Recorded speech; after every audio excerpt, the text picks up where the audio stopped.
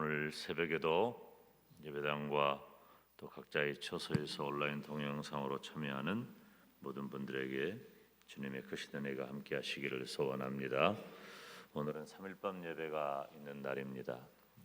예배를 소중히 여기시고 특별히 우리 교회가 정부의 방역 시책에 허락하는 범위 안에서 좌석이 충분한 여유가 있기 때문에 예배당에 나와서 예배를 드리는 일에 힘쓰시기를 바랍니다.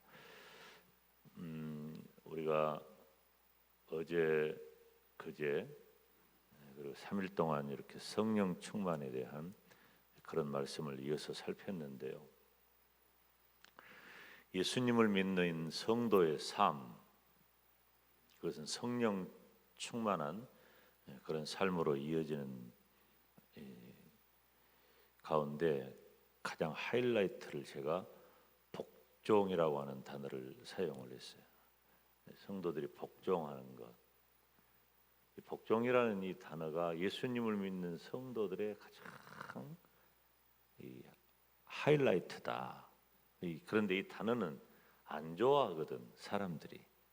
누가 누구한테 복종하라 그러면 일단 그 단어가 다가오지 않는 거예요. 마음에 부담을 느끼는 거예요. 왜냐하면 우리 인간 존재가 누군가에게 이렇게 복종한다고 하는 것을 스스로 용납하기가 쉽지 않아요. 그런데 제가 어제도 이렇게 열린다고 했는데 이 복종하는 삶이 이 첫머리에 여기 21절을 보면 그리스도를 경외함으로 피차 복종하라 그랬거든요. 피차 복종하라.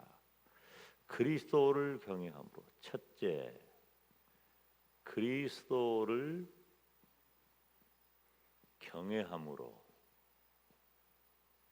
두 번째, 피차 복종하라는 거예요. 자, 이게 뭐냐면 원리입니다. 원리. 우리가 오늘, 내일, 모레 이렇게 말씀을 잘 들으셔야 할 것이 원리에 관한 얘기를 굉장히 감정선이 앞서서 불편을 가져요. 그리고 시대적인 환경이 그때그때마다 다 달라지는 그런 정서적인 부분이 있단 말이에요. 그래서 오늘 본문의 말씀을 40년, 50년, 30년, 40년 전에 전하고 들었던 것과 지금하고는 시대적인 정서적인 그런 감성적인 그런 느낌이 달라. 저는 그거 말하는 게 아니에요. 이건 원리에 대한 얘기를 하는 거예요. 그런데 원리를 잘 알아야 그 공식에 따른 정답을 낼 수가 있는데 이 원리를 무시하고 시대적인, 환경적인, 문화적인 그런 이 감정선이 앞서면 원리에 따른 정답을 담아낼 수가 없어요. 예수님을 믿는 성도는 항상 원리가 중요해요. 김 목사가 가끔 하는 표현대로 공식이 중요하다니까. 그 공식을 따라야 돼. 이 공식을 어기면 안 돼. 이 공식이 뭐냐? 22절 다 같이 읽어요. 시작. 아내들이여 자기 남편에게 복종하기를 주께 하듯 하라. 이것이 공식이에요. 이것이 오늘 아내들이 많이 나왔기 때문에 잘 됐어. 공식을 잘 알아야 돼. 그래야 공식을 잘 알아야 정답을 내지. 그렇죠? 공식을 잘 알아야. 남편들을 좋아할 필요 없어요. 남편들 공식도 따로 있어. 자, 이 남편을 주로 섬기라고 하는 말이 오해하지 말아야 할 게 있어요. 여기 보니까 아내들이여 자기 남편에게 복종하기를 따라서 합시다. 주께 하듯 하라. 이 말을 오해하면 안 돼요. 아내가 주님을 섬기는 것하고 동일한 수준으로 남편을 섬기라, 그런 의도가 아니에요. 어떻게 남편이 주님이 될 수가 있어? 그런 의도가 아니에요. 어떤 의도냐? 어떤 의도냐면, 첫째, 남편에게 복종하는 마음을 가지라는 거예요. 남편에게 복종하는 마음. 복종하는 마음이 있어야 된다. 두 번째, 남편의 요구가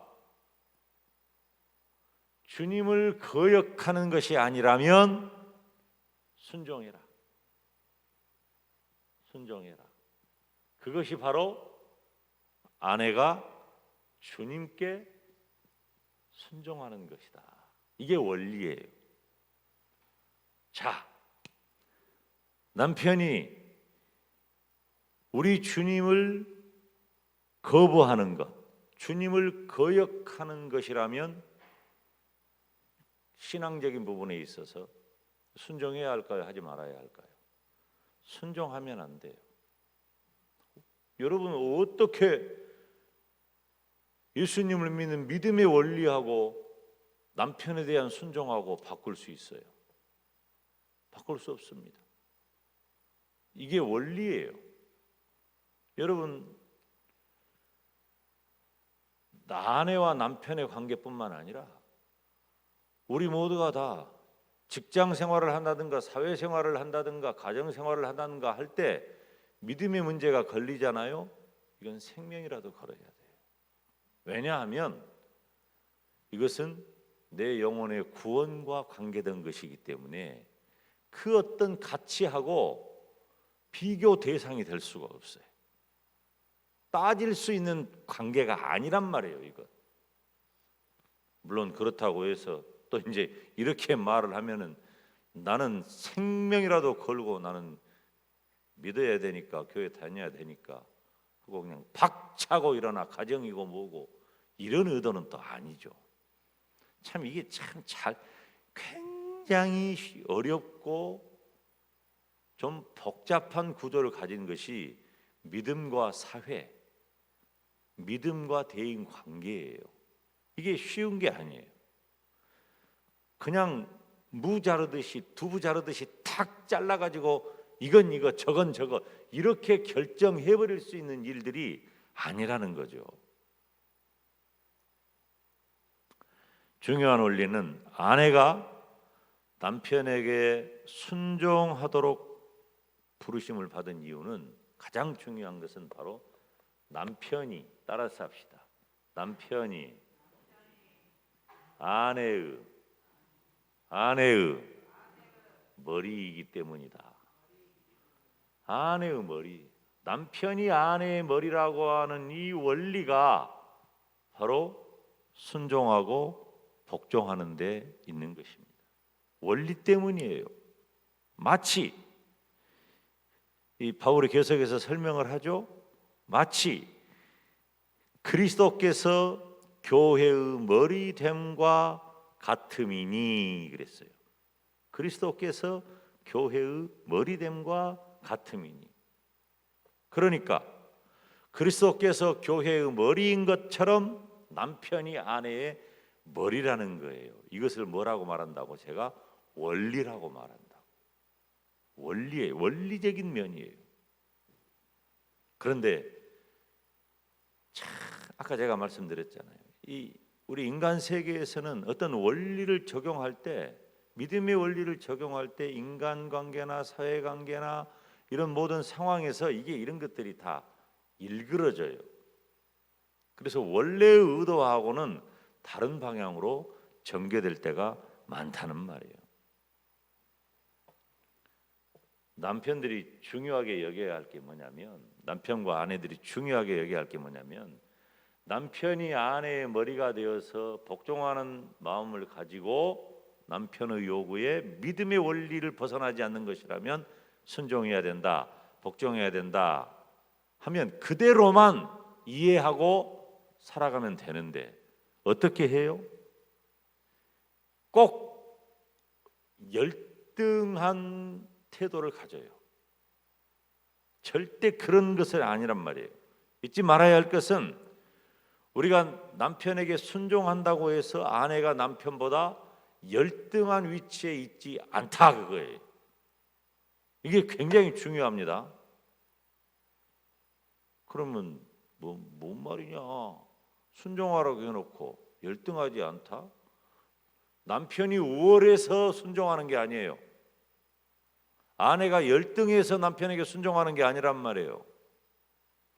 여러분, 남자나 여자나 다 똑같이 하나님의 형상으로 지음받은 존재임을 믿으시기 바랍니다. 동등한 거예요. 남자와 여자는 동등한 거예요. 그 인격의 위치에 있어서 동등하다니까. 남편이 우위에 있으니까 여자가 열등하니까 남편에게 순종해라, 복종해라, 그것이 아니라는 말이에요. 개인적인 가치는 같아. 절대로 잊으면 안 돼. 개인적인 가치는 같아요. 그런데 여러분 봐요. 제가 성경을 보니까 갈라디아서 3장 28절을 보니까 너희는 유대인이나 헬라인이나 종이나 자주자나 남자나 여자 없이 따라서 합시다. 다 그리스도 예수 안에서 하나이니라. 다 하나예요. 같다 그 말이에요. 중요한 원리가 뭐냐면 사람과 사물의 구조에 있는 거지 우월과 열등에 있는 게 아니에요. 근데 이 못난 남자들이 자기가 우월한 줄 알아. 그리고 지배하려고 해. 그래서 지금 인류가 존재하면서부터 지금까지 바로 그 갈등이 계속되어 온 거예요. 역기능적인 거죠. 그런데 이게 기독교 2000년 역사에 놀라운 일이 생겨났다. 지금 여기 오늘 본문에 이 바울이 갈라디아서도 그렇고 에베소서도 그렇고 이 에베소서를 기록한 이때는 지금부터 2000년 전이잖아요. 2000년 전에는 제가 늘 드리는 말씀이지만은 여자는 숫자에도 안 들어갔다니까. 숫자를 셀 때 사람만 세는 거요. 어린아이하고 여자는 사람의 수에 안 들어갔어요.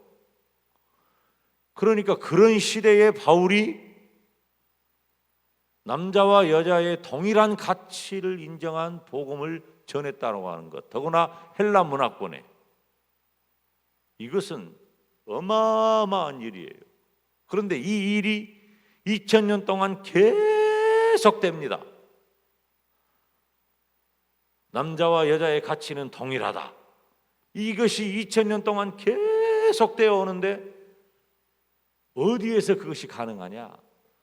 예수 그리스도의 복음이 들어가는 곳마다 그 일이 생기는 거예요.